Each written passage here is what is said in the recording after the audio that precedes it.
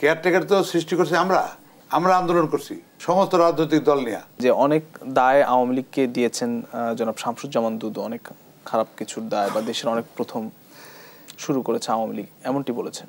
না, এটা রাজনৈতিকভাবে তো বলতেই পারেন, আমরা সেটা উত্তর দিতেও পারি, কিন্তু প্রশ্ন হচ্ছে কেউ সত্য এবং ইতিহাসকে, আইনকে অস্বীকার করে তো কিছু চলবে না।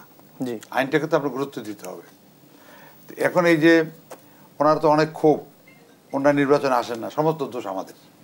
তারপরে এই যে ওই কেয়ারটেকারের কথা বলতেছিলাম, আমরা কেয়ারটেকার তো সৃষ্টি করছি আমরা, আমরা আন্দোলন করছি সমস্ত রাজনৈতিক দল নিয়ে। সেখানে ওনারা কেয়ারটেকার দিতে বাধ্য হয়েছেন। কিন্তু খেলাটা কি, এই যে একটা মানে আপনার একটা ভালো জিনিসের প্রতি আমি সম্মান দেখাতে পারি না, এমনভাবে হয়ে যায়। আমাদের জনাব মরহুম আব্দুল সামাদ আজাদ, আমাদের তৎকালীন পার্লামেন্টের বিরোধী দলের নেতা এবং বাংলাদেশের প্রথম পররাষ্ট্রমন্ত্রী, তিনি একটা কেয়ারটেকারের একটা প্রস্তাব আওয়ামী লীগের পক্ষ থেকে পার্লামেন্টে উপস্থাপন করছিলেন, আইনটা। কিন্তু সেটাকে ওনারা গুরুত্ব দিলেন না, না দিয়ে করলেন কি, আমরা পার্লামেন্টে ছেড়ে গেলাম, আমরা রিজাইন করলাম। পরবর্তীকালে রাজনৈতিক আন্দোলনের চাপে ম্যাডাম একটা কেয়ারটেকার গভর্নমেন্ট নিজে বানাইলেন, বানাইয়া সেটাকে পাশ করলেন, পাশ করিয়া রাত্রের মধ্যে পাশ করে উনি ক্ষমতা ছেড়ে দিলেন, বেশ ভালো কথা। কিন্তু প্রশ্ন হচ্ছে এই যে একটা শ্রদ্ধা ভক্তি, আওয়ামী লীগ বা বিরোধী দল যে প্রস্তাব টানছে সেটার প্রতি তার শ্রদ্ধা দেখানো উচিত ছিল।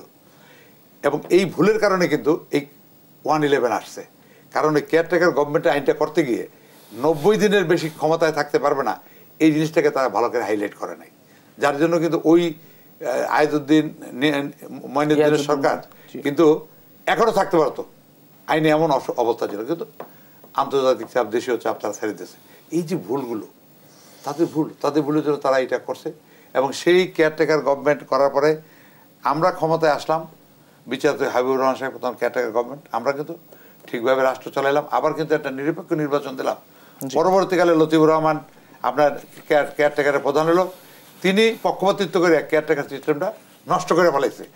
এরপরে বিএনপিও তার রাজনৈতিক সিদ্ধান্ত ভুল, তারা কাকে বিচারপতি বানাবে, কেয়ারটেকার প্রধান হবে, সেই জন্য বিচারপতি হাসান সাহেবের একটা ভালো মানুষ, তার বয়স 2 বছর মধ্যে বাড়াইলো চাকরি জীবনের, অর্থাৎ উনি হবেন লাস্ট চিফ জাস্টিস এবং উনি হবেন কেয়ারটেকার গভর্নমেন্ট প্রধান।